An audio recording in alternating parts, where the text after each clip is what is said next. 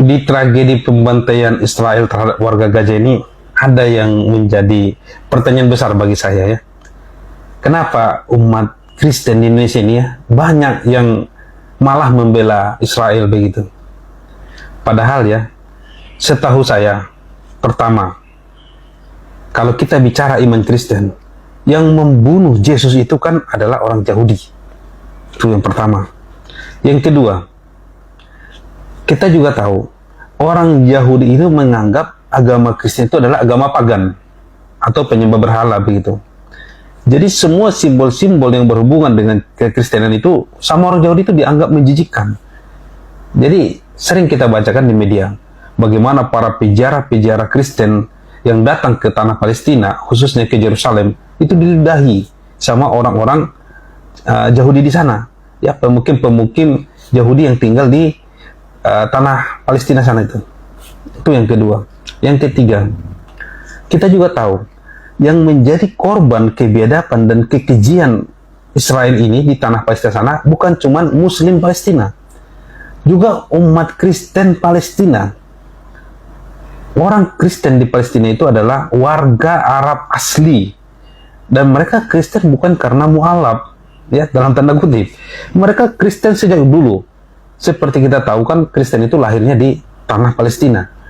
Jadi mereka Kristen sejak awal. Orang Indonesia yang sekarang mendukung Israel belum menjadi beragama Kristen. Mereka sudah Kristen dari dulu, turun-temurun.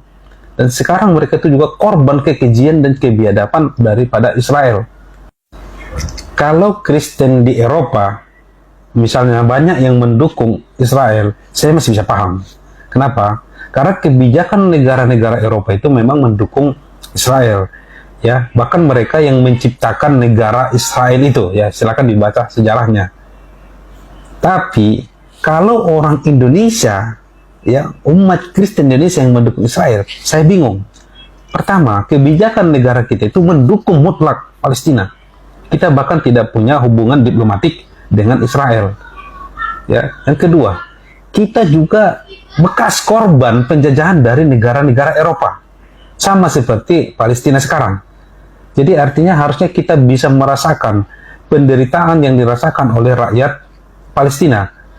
Kalau di Palestina ada pejuang Hamas yang sekarang dicap oleh Eropa sebagai teroris karena berjuang memerdekakan negaranya, kita juga dulu dicap ekstremis oleh Belanda. Para pejuang kita dianggap ekstremis. Mungkin bahasa teroris, karena zaman dulu kan mungkin belum ada kata-kata teroris. Yang kurang lebih sama, karena dianggap menyerang. Katakanlah nanti Belanda sudah menduduki Batavia, Jakarta ya sekarang, diserang oleh para pejuang kita. Kadang nanti mereka masih tidur, diserang pejuang kita. Dan dianggaplah pengganggu atau ekstremis, dianggap mungkin teroris. Jadi kurang lebih begitu sebenarnya kalau kita memahaminya secara sederhana.